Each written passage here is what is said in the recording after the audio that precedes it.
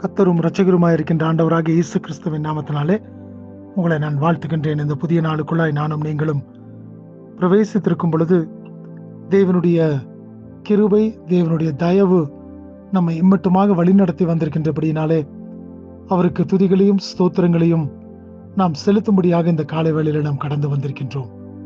இந்த புதிய நாளுக்குள்ளாய் நானும் நீங்களும் பிரவேசித்திருக்கும் பொழுது கர்த்தர் எவ்வளவு நல்லவர் என்பதை நானும் நீங்களும் அறிந்து கொண்டவர்களாக இந்த நாளுக்குள்ளாய் நாம் பிரவேசித்திருக்கிறோம். நிச்சயமாய் அவருடைய கிருபை, அவருடைய தயவு, அவருடைய இரக்கம் தானே நம்மை இம்மட்டுமாக வழிநடத்தி வந்திருக்கின்றது.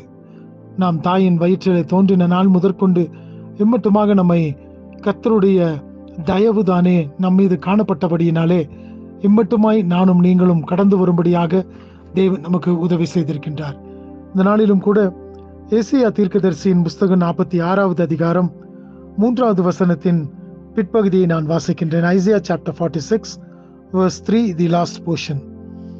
தாயின் வயிற்றில் தோன்றினது முதல் உங்களை ஏந்தி, தாயின் கற்பத்தில் உற்பத்தியானது முதல் உங்களை தாங்கினேன்.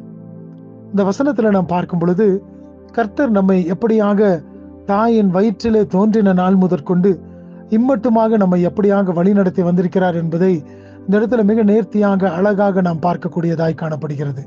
அப்படி என்று சொன்னால் நானும் நீங்களும் ஒவ்வொரு நாளுக்குள்ளாய் பிரவேசித்து வரும் பொழுது நாம் நம்மை திரும்பி பார்ப்போம் என்று சொன்னால் தாயின் வயிற்றிலே தோன்றின நாள் முதற்கொண்டு ஏதோ சில வருடங்கள் மாத்திரமல்ல, நாம் நம்முடைய தாயின் கருவிலே உண்டான நாள் முதற்கொண்டு இந்த நாள் முடிய நம்மை அவர்தானே தாங்கி வழிநடத்தி வந்திருக்கின்றார்.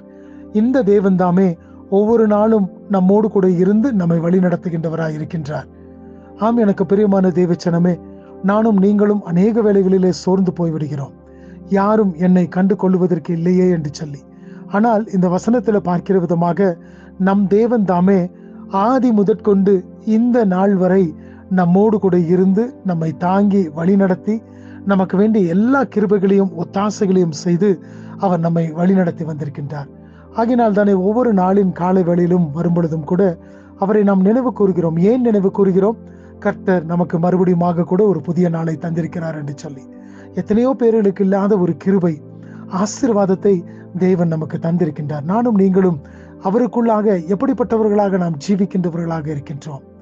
இப்படிப்பட்ட ஆசீர்வாதங்களை பெற்று நாம் அனுபவிக்கும் பொழுது கர்த்தர் எனக்கு இப்படிப்பட்ட நன்மைகளை செய்திருக்கிறாரே என்று சொல்லி அவருடைய நாமத்தை துதித்து ஸ்தோத்திரிக்க நாம் கடமைப்பட்டவர்களாக இருக்கின்றோம். இல்லை என்று சொன்னால் நாம் எப்பொழுதோ நிர்மலமாக இருப்போம். ஆனால் கர்த்தருடைய கிருபையும் அவர் நம்மை தாங்கினபடியினாலே, அவர் நம்மை தெரிந்து கொண்டபடியினாலே, தாயின் கற்பத்திலே நம்முடைய கரு உருவாகும் பொழுது அவருடைய கண்கள் கண்டது என்று சொல்லி நாம் வேதத்துல பார்க்கிறோம். அப்படிப்பட்ட தேவனாகிய அவர் தாமே இந்த நாள் வரை நம்மை நடத்தி வந்திருக்கின்றார். இந்த நாளுக்குள்ளாய் பிரவேசித்திருக்கும் பொழுது அவர் தாமே நமக்கு கிருபையையும் ஆசீர்வாதங்களையும் தந்து நம்மை நடத்துவாராக. இந்த நாள் முழுவதுமாய் தேவனுடைய ஆசீர்வாதம் நம்மை தாங்கட்டும் என்று சொல்லி அவருடைய கரங்களிலே ஒப்பு கொடுத்தவர்களாய் இந்த நாளுக்குள்ளாய் நாம் கடந்து செல்லுவோம். தேவன் தாமே உங்களை ஆசீர்வதிப்பாராக. ஆமேன்.